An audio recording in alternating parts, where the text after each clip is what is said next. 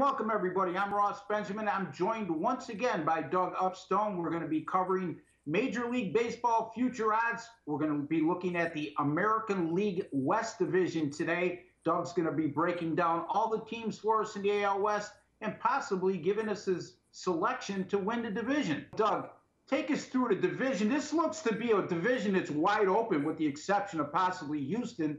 Anybody could win this division the way it looks right now. Yeah, the numbers kind of halfway suggest that, but I still think it's a two-team race, and I think it's between Anaheim and Seattle. Now, you have the Angels from last year. They won 98 games, but losing in the first round of the playoffs certainly soured their season. Now, coming into this year, you look at a couple things. Howie Kendrick's gone. Josh Hamilton, we don't know how long he'll be out, and maybe even the whole season. So there's a couple of holes in the lineup. But I think their starting pitching will be good, and I think when Garrett Richards comes back, I think that'll be a big plus. I like their bullpen still with Houston Street at the top of it and a number of very good relievers.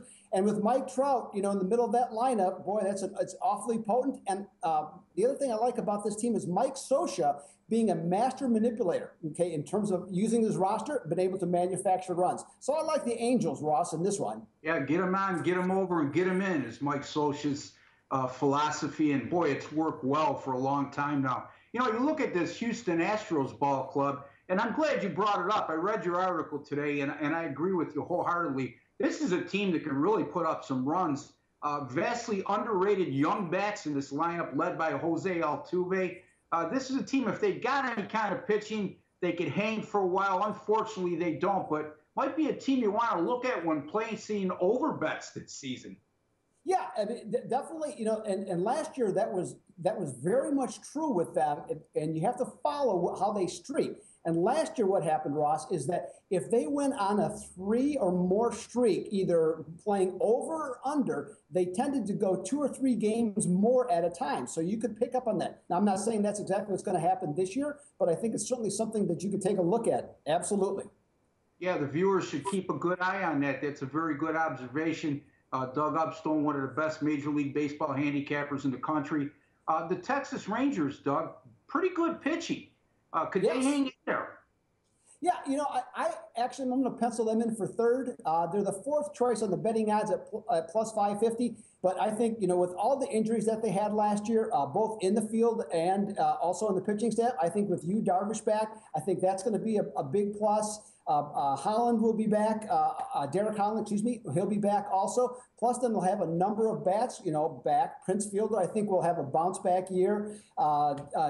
Chin, so he's their outfielder, and I think he's going to have a good year along with Elvis Andrus. So I really like what they have going forward, and I think they can creep up to 3rd place in the division ahead of Oakland.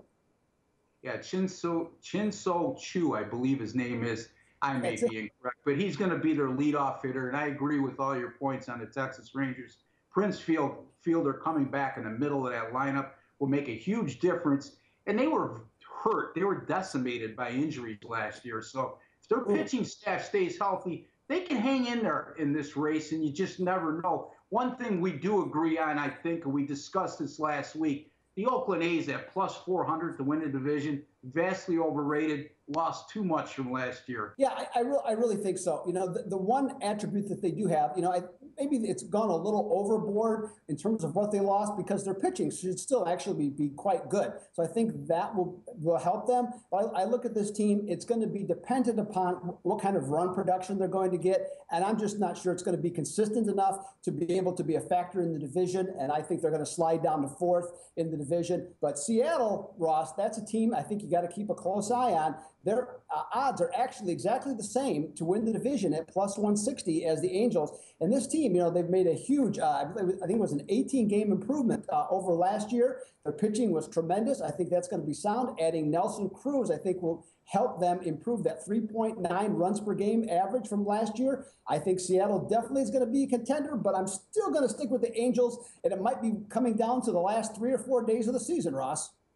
Yeah, I agree. I mean, this looks like a very tough call to me. I like the Angels and the Texas Rangers as a long shot here at plus 550. I agree with your assessment on all of these teams. Seattle, if they, Nelson Cruz is definitely going to help. But I'm going to back you into a corner a little bit, Doug. Who do you like to win the AL West? I'm going to stick with the Angels. It's going to be tight, but I'm going to stick with them, Ross. Sounds good. You heard it from Doug Upstone, one of the best MLB handicappers anywhere that you'll find. He likes the LA Angels to win the AL West at +160. For Ross Benjamin and Doug Upstone, join us again as we'll be reviewing the AL East in our upcoming video.